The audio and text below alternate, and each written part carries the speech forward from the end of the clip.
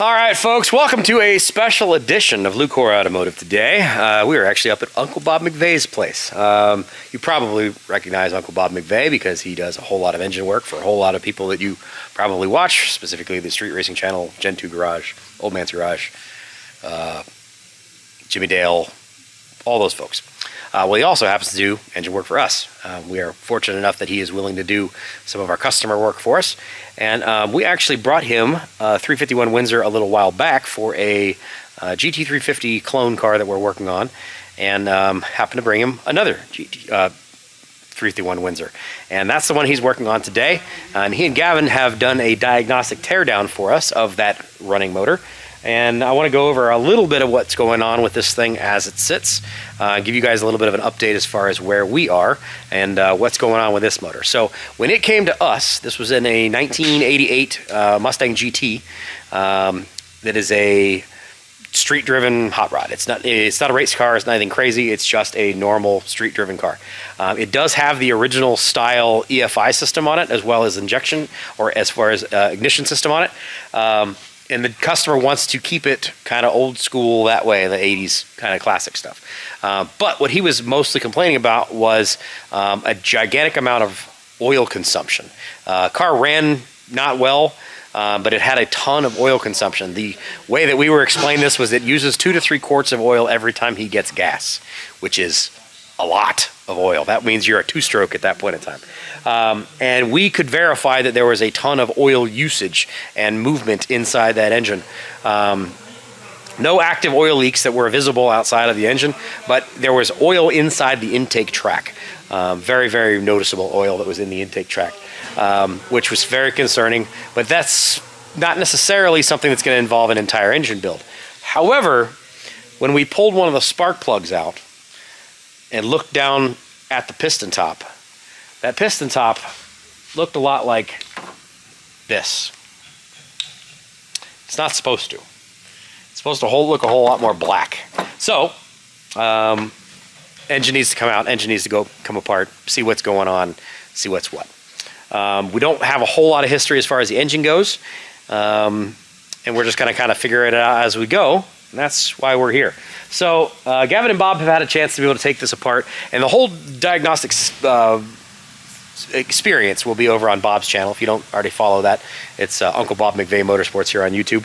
He recently just launched a YouTube channel to be able to kind of document some of the stuff that goes on in here, which is fantastic for us because if you watch our stuff, you know we're all about transparency and helping show our customers what's going on. And that's one of the reasons we have this motor up here with Bob, is because we want to be able to trust this build and make sure everything's going to come out as good as possible, and to be able to have a real, honest, legitimate conversation with our customer as far as this is what we found, this is what we recommend, this is what we would like to do. So I'm not going to get too terribly into the weeds here, but what it seems like we have discovered is this motor is actually probably not that old. It was put together very nicely with a lot of very nice parts. It does have an RPM crankshaft. It's got forged rods, forged pistons. It's got AFR heads. It's got a lot of nice bits. However, there are definitely some complications as far as the fuel system goes. And it seems like the main issue we have had at the engine-wise is because of a fueling problem. Now, this is a block that's actually for this motor. And you can see that there's nice cross-hatching in it. There's still some wear that's visible on the cylinders themselves. But when they got started with this block, it was in considerably worse form. And what it seems like we are probably all agreeing on at this point in time is a fueling issue, an over-fueling issue.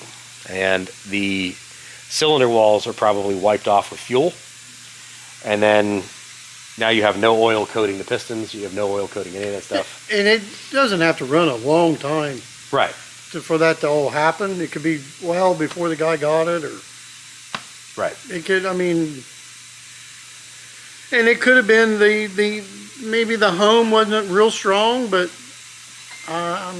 you know, I don't know. There's really no way really to speculate and blame anybody. It's more or less try to analyze, fix what the problem is you feel, and understand where it's at, you know, on where, and move forward.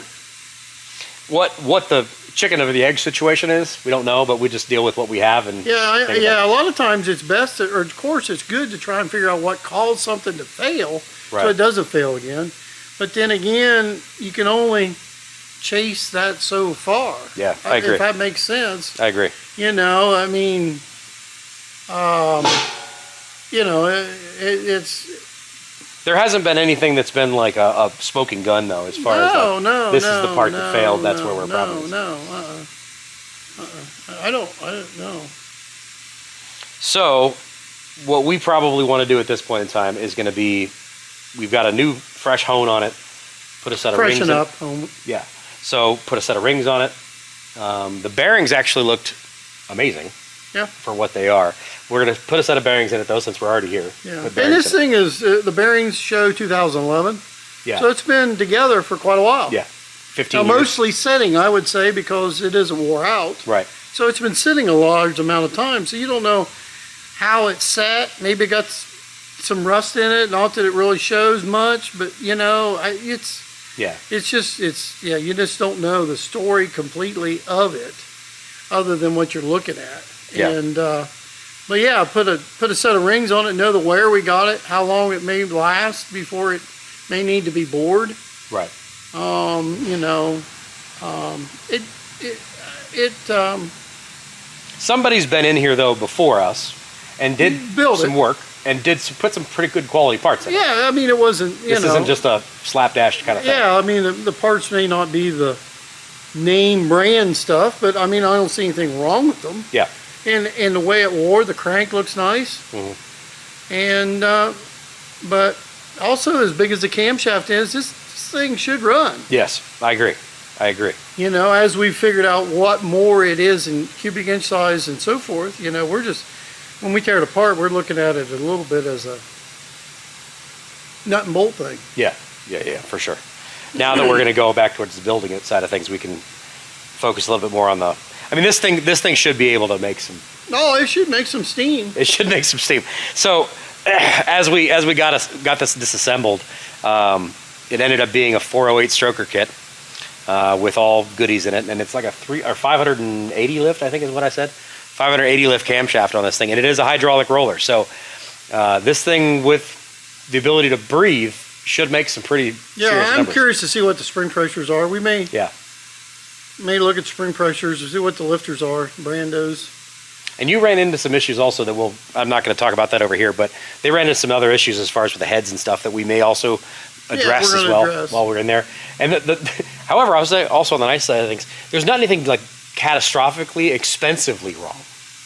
This is a semi-simple fix it, put it back together, toss it on the dyno, let's rock and roll. We got to check, make sure the bearing clearances are okay on the mains. Mm-hmm. And probably check the balance on the crankshaft. Yeah, and check the balance. He was recommending that. Yep. And so yeah. Okay. Well, I'm excited about this. Now, the funny thing was the thing that initially concerned us was the fact that we pulled that plug and you could see the top of a piston. Normally, they're going to be carboned. Yeah, this thing even on a well running. And the other thing is, this thing may not have run good enough and got good and hot. I mean, I don't know how much this car has been run since this motor's been in this car. I have no idea. But generally speaking, I very seldom ever have a car drive to the shop and then drive onto the lift, pull a spark plug out, and be able to read the numbers on top of the piston, which means we have a fueling issue. Yeah. So overfueling, running rich is usually safer until you're running really rich, in which case you run into problems. And you start thinning the oil. Right. So that's where we are with this guy. It's a 408 stroker. They're actually working on the heads over there. There's a bunch of other stuff that they're going to get involved in that. And then we're going to break this in over on your engine dyno once this is all back assembled. We're going to steal my 351 Windsor intake and carburetor so we can test this thing as it is. And we'll see what this thing makes. It should make some steam. I would say we're probably north of 500 horsepower. I would say. We'll see whether or not my intake can handle that. We'll see. But interesting experience. This is the whole purpose of doing this kind of thing for us, is to be able to make sure things are correct. And if we're going to have Bob's name on it, we're going to have our names on it. We want to make sure everything is good. We want to make sure all this stuff is nice. And you can have the greatest parts in the world. It can be put together the correct way, and everything can be great. But if you have one small problem, like a parts failure, a injector hangs open, or a tune's not correct, or whatever the case may be, doesn't matter how good all of these little shiny bits are, you can still end up in a world of hurt. But fortunately, I think we've avoided most of the very expensive hurt. So there you go. That's the update on the 351 Windsor. That's in a car that you haven't even seen yet, because we didn't ever put it on the channel. But it ended up being a 408 stroker, and we're going to end up on the engine dyno here in a couple of weeks. But that's kind of an update as far as where we are with this thing. You will see a lot more of this kind of stuff as we dabble with and partner up with Bob on more and more customer stuff. The 1967 GTO that just left the shop yesterday, we also are going to be partnering up with Bob on a Pontiac 400 build for that gentleman, for that 67 GTO. It's not going to be anything totally crazy. It's going to be a cast iron headed, kind of a classic stock type of thing, classic stock plus, to be able to utilize what we've already done as far as the exhaust wise on that car goes, but just put a nice quality healthy 400 Pontiac together for that guy. And that's going to be something that's going to be starting here in the next couple of weeks up here with Bob as well. So just give you guys a little update while I'm up here. Got a bunch of other stuff that I'm doing. We got a lot of projects in the works up here, so fortunately Bob's willing to work with us and work with me, do a lot of this kind of thing. So thanks for watching. Hope you guys enjoy this kind of stuff. Got a bunch more coming. You're going to see this thing on the dyno here in a couple of weeks, and otherwise we'll be back at the shop on Monday, getting back to work. Lots to do. We'll see you. Take care. Bye-bye.